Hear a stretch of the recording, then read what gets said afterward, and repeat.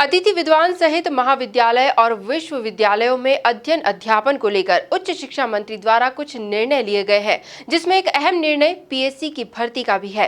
देखिए खास रिपोर्ट। उच्च शिक्षा मंत्री मोहन यादव ने साफ तौर पर कहा कि अतिथि विद्वान के लिए वापस से लिंक ओपन की गई है। इसके साथ ही प्रत्येक सोमवार को अतिथि विद्वानों के लिए लिंक ओपन की जाएगी और जहां जहां जगह होगी वहां उन्हें लिया जाएगा।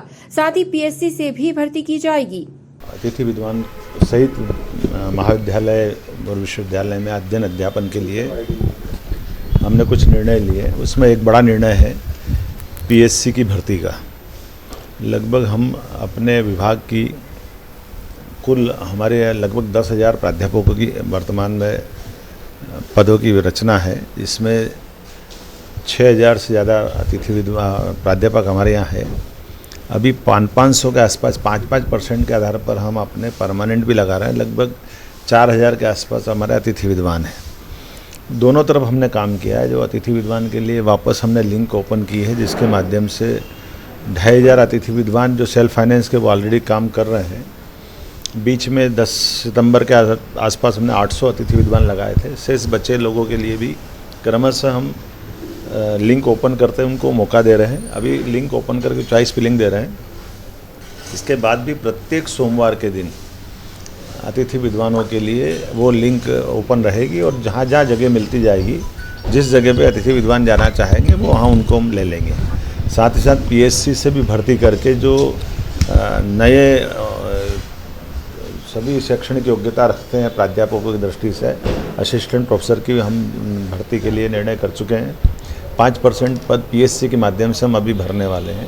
इसी प्रकार से अराजपत्रित पद जो गैर अध्ययन अध्यापन क्षेत्र से होते हैं, उनके भी पद हम निकाल रहे हैं। वो हमारे एग्जामिनेशन बोर्ड के माध्यम से उसकी भी नियुक्ति हम करने जा रहे हैं। मैन पावर एजेंसी का निर्णय भी उच्च शिक्षा मंत्री ने बदल दिया है।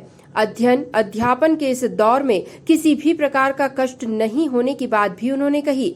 उज्जैन के प्राध्यापकों के साथ वे शुक्रवार को एक बैठक भी करेंगे।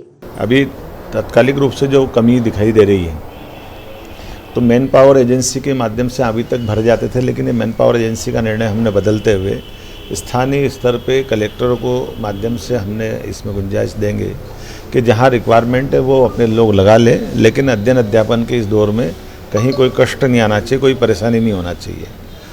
2-3 निर्णय हमने और भी किए हैं, जैसे विश्वविद्यालय में परस्पर एक दूसरे की अच्छाइयों को बांटने की शुरुआत हम उज्जैन से करने जा रहे हैं। देवी अहिल्या के विश्वविद्यालय के कुलपति, कुलसचिव और कुछ प्राध्यापक ऐसे उज्जैन के वीसी और उज्जैन के बाकी प्राध्यापकों के साथ मैं कल एक बैठक करने वाला हूँ।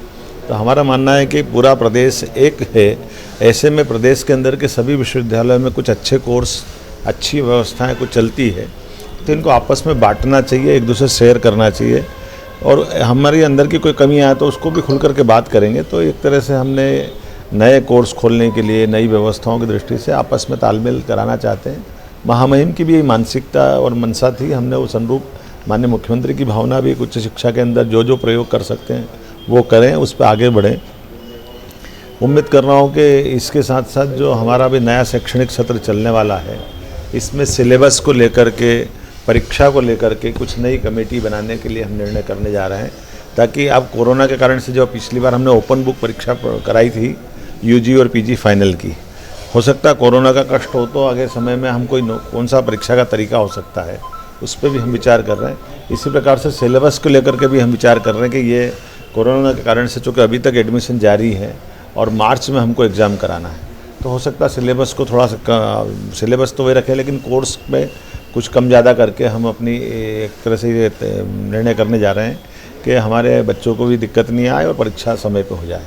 देखा जाए तो अतिथि विद्वान की लिंक वापस ओपन होने का फायदा छात्रों को भी मिल सकेगा। Bureau report, MP news, Bhopal.